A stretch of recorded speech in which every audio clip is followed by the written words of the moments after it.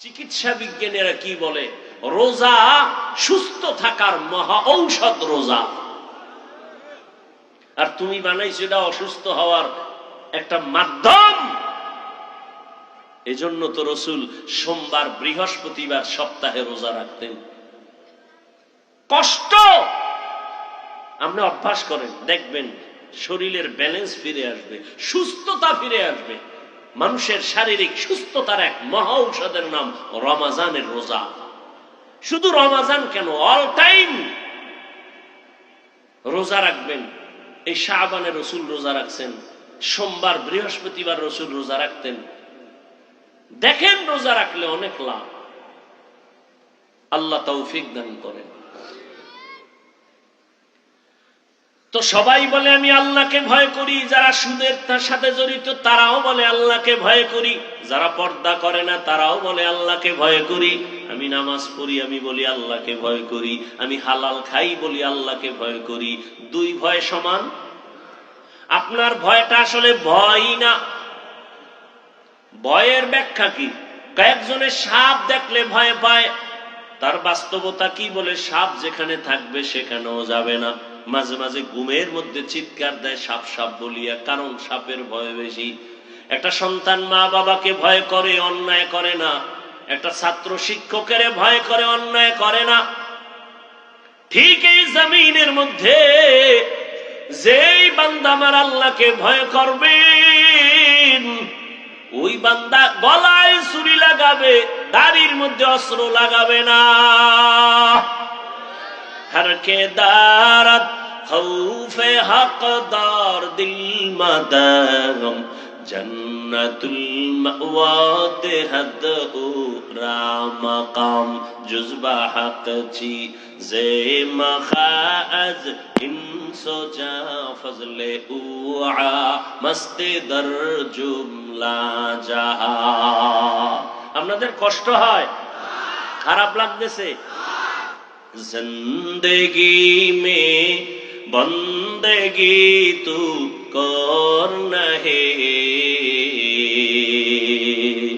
जिंदगी में बंदगी तू करना है, जिंदगी बे बंदगी शर्मिंदा है, जिंदगी बे बंदगी शर्मिंदा है।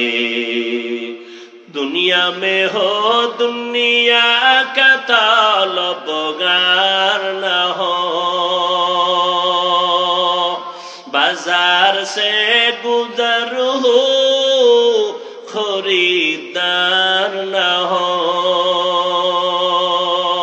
ये दुनिया एक मिसले कागज फूल है, ये दुनिया एक मिसले कागज फूल है, जिंदगी में बंदगी तू करना है,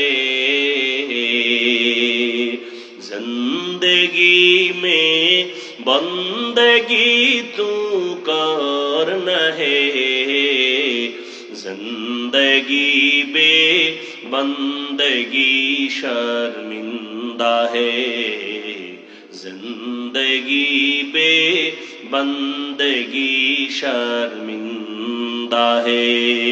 যুবকরা খারাপ লাগে? এর সাথে একটু একতারা হইলে মজা পাইতি না? তোরা তো এখন বাংলা গান শুনোস না, আপডেট হয়ে গেছে সব হিন্দি। কানের মধ্যে একজনের মোবাইলে হিন্দি গান ছাইরা নাচতে আছে। কি কয়? উর্দু হিন্দি বুঝো? কয় আব্বাও বুঝে না, আমিও বুঝি না। তো লাফাও কেন? কয় মজা লাগে। আল্লাহর জাতের কসম, এরে আমার কলিজার যুবক, মোবাইল তো জীবনে ছাড়বি না, জিব্রাইলও বললেও ছাড়বি না। যেহেতু ওটা নিয়ে মরবি, তবে আমার মাঝখানে আবদার, প্রতিদিন না মাঝে মাঝে মাঝে মাঝে যখন রাতের বেলা মোবাইলের ডিউটিটা শেষ করছো, এখন ঘুম যাবি যাবি বাপ, মোবাইলের ডিউটি শেষ, সারা রাত ডিউটি ছিল।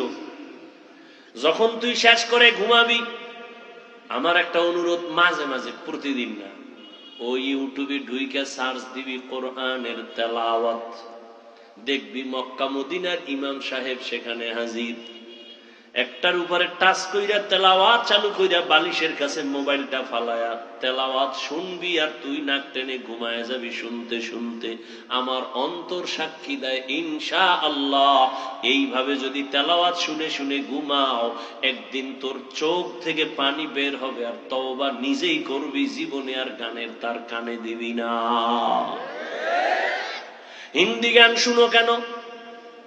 ভালো ভালো কণ্ঠওয়ালা আমাদের ইসলামী লাইনে কত সুন্দর সুন্দর নাত পড়ে, হামদে বাড়ি তাআলা, কত মজার।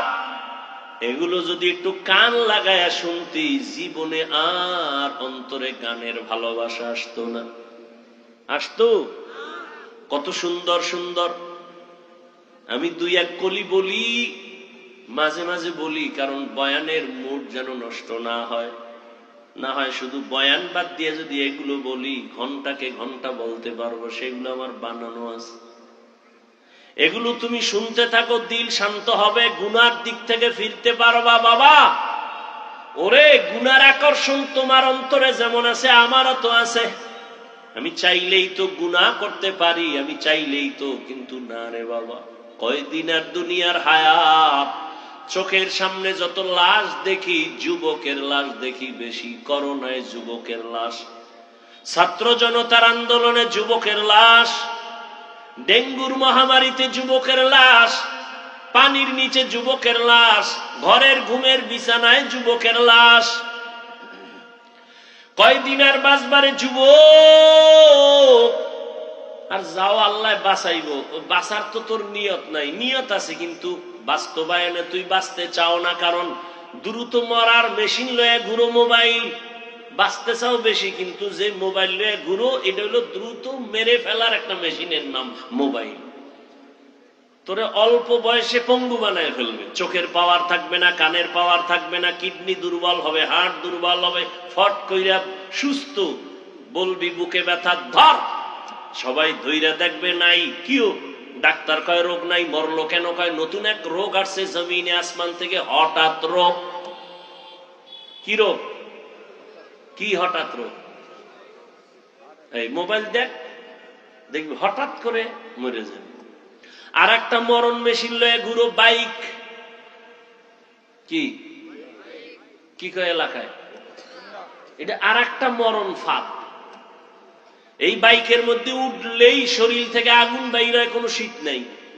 চাদর মাদুর ফালায় খালি দৌড়, আগুন আর আগুন। আর পেছনে যদি কোনো বিপরীত পার্স বসে থাকে তো আরো আগুন।